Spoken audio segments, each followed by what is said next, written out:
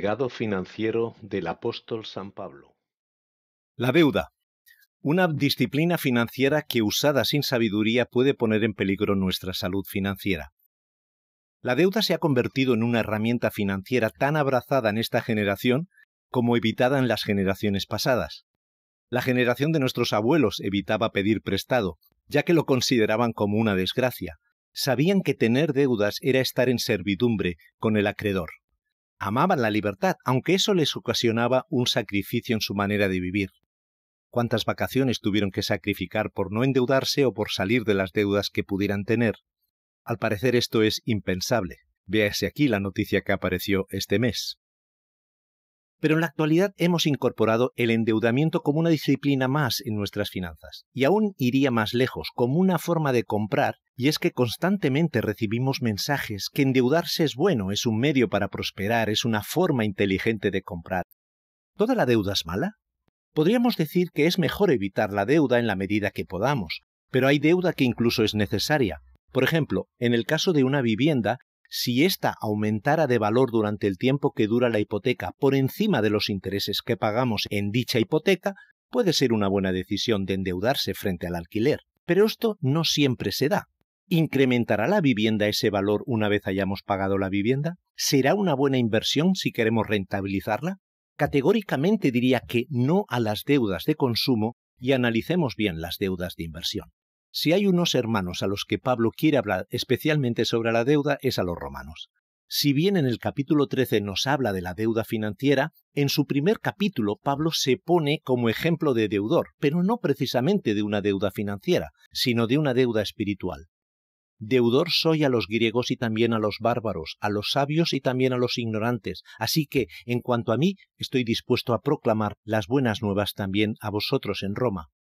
Pablo está hablando de la deuda que tiene contraída con los gentiles para predicarles el Evangelio, y lo menciona en la primera carta a Timoteo. Él es consciente que tiene contraída esa deuda, ya que es una misión que le encomendó el mismo Jesucristo.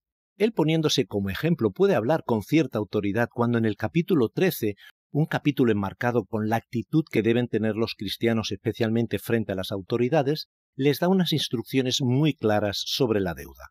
Pagad a todos las deudas, al que tributo, tributo, al que impuesto, impuesto, al que respeto, respeto, al que honra, honra. No debáis a nadie nada, sino el amaros unos a otros, porque el que ama al prójimo ha cumplido la ley. En el versículo 7, Pablo finaliza la enseñanza del respeto a las autoridades con el imperativo de pagar los impuestos o contribuciones que financian el Estado. Pero también nos muestra el principio de pagar las deudas, provengan de instituciones o de personas. En el versículo 8 inicia una enseñanza dirigida a la responsabilidad de un cristiano hacia las demás personas, y precisamente lo inicia con no debáis a nadie nada, un doble negativo, lo cual hace fortalecer el criterio de Pablo en este asunto, y está dirigido principalmente a las deudas entre individuos, pero también nos muestra un principio, el evitar estar en deuda. Pagar las deudas. Pablo es un ejemplo de persona que cumple con sus obligaciones fiscales y de deuda, y aún más, está dispuesto a pagar las deudas que no ha contraído él mismo. Lo vemos en su carta a Filemón, que le ruega que acoja a su esclavo Onésimo, ya no como esclavo, sino como hermano. ¿Por qué Pablo dice algo tan obvio como pagar las deudas? Es muy posible que los ciudadanos romanos en aquel tiempo, pero también como suele pasar en la actualidad, sean reticentes a pagar impuestos, y no les importa ser morosos con los créditos, y de ahí que enfatice que debemos pagar todas las deudas, sean instituciones, autoridades o particulares. Cumplir con nuestras obligaciones fiscales es una señal de la integridad que debe caracterizar a un cristiano. Salomón también nos dice lo mismo: no niegues el bien a quien se le debe cuando esté en tu mano el hacerlo. No digas a tu prójimo, ve y vuelve y mañana te lo daré cuando lo tienes contigo. Otro motivo muy importante de pagar las deudas es la consecuencia que podemos tener a nivel personal cuando no cancelamos esas deudas. En la Biblia vemos como una de las consecuencias de no pagar las deudas es la esclavitud. Desde Génesis 47, cuando vemos que los propios egipcios se endeudan con la casa del faraón hasta quedar esclavos del mismo, pasando por la esclavitud por no pagar las deudas en la Torá, Éxodo 21, y su obligación de dejarlos en libertad cada 7 años, Deuteronomio. En el segundo libro de Reyes encontramos el caso de la viuda y Eliseo y cómo sus hijos debían ser esclavizados para pagar la deuda que había contraído el esposo, que era fiel al Señor, ya fallecido. Y vemos cómo la deuda pone a la familia en riesgo, pero en este mismo relato vemos los pasos necesarios para salir de las deudas, que ya hablaremos en otro blog. En el Nuevo Testamento incluso el mismo Jesús lo menciona en sus parábolas, como el caso del siervo despiadado, que, como éste no tenía con qué pagar, el Señor mandó que lo vendieran a él, a su esposa y a sus hijos, y todo lo que tenía para así saldar la deuda. En tiempos de Pablo, la esclavitud debido a las deudas era habitual, y ese era un motivo lo suficiente importante para evitar que los creyentes fueran arrastrados a la esclavitud por motivos de morosidad.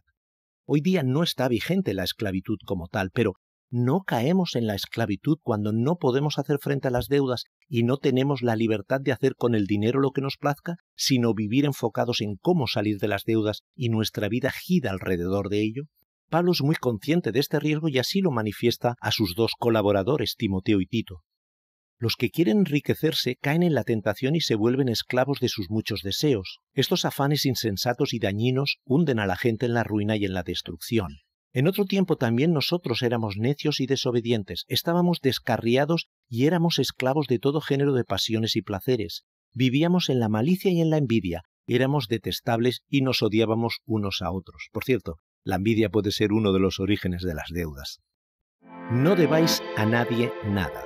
Pablo no pretende decir que un cristiano no debería pedir ningún crédito, sino, como hemos apuntado anteriormente, lo ideal es evitarlos en la medida posible. El texto en griego apunta más bien a evitar tener deudas pendientes y vivir en constante dependencia de otras personas. En este sentido me atrevería a decir que lo mejor es evitar deudas privadas con otras personas, y el motivo es precisamente por el amor. Cuando prestamos o pedimos prestado dinero a otras personas, durante el tiempo que dure esa deuda, es posible que las relaciones estén afectadas por el hecho que la deuda contraída aún no está satisfecha, y hay tensión en la relación y no fluye naturalmente. Uno de los motivos de pedir prestado es porque no se ha tenido la disciplina del ahorro. Es decir, la sociedad de consumo nos motiva a comprar hoy y pagar mañana, y las tarjetas de crédito son una herramienta muy eficaz para que este mensaje se haya arraigado entre las familias e individuos más jóvenes.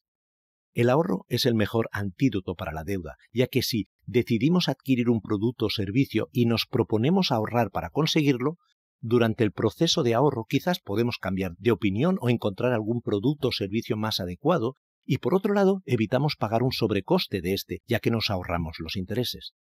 Además de lo que hemos visto anteriormente, la Biblia nos habla mucho de evitar las deudas. Desde Génesis a Apocalipsis vemos las consecuencias de vivir endeudado o sobreendeudado. Hay un caso muy llamativo en Deuteronomio, cuando Jehová le dice a su pueblo que si obedecen sus preceptos, ellos prestarán a muchos y no pedirán prestado de nadie. Jehová te abrirá su buen tesoro de los cielos para dar lluvia a tu tierra en su tiempo y para bendecir toda obra de tus manos.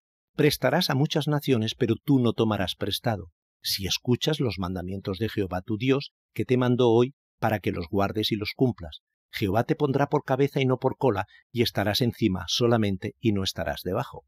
Pero cuando hay desobediencia, ellos pedirán prestado por parte de los extranjeros y no podrán prestar a nadie. El extranjero que esté en medio de ti se elevará cada vez más alto por encima tuyo, y tú descenderás cada vez más bajo. Él te prestará y tú no le podrás prestar. Él será cabeza y tú serás cola. Así vendrán sobre ti todas estas maldiciones, y te perseguirán y te alcanzarán hasta aniquilarte, por cuanto no obedeciste la voz de Jehová tu Dios, para guardar sus mandamientos y estatutos que Él te prescribió. Pablo desea que los creyentes no pierdan la libertad que Cristo nos ofrece. Para la libertad nos libertó el Mesías. Estad pues firmes y no estéis otra vez sujetos al yugo de esclavitud. Por precio fuisteis comprados, no os hagáis esclavos de los hombres. Cristo tuvo que pagar un precio muy alto por nuestra libertad. ¿Vamos a perderla por sobreendeudarnos?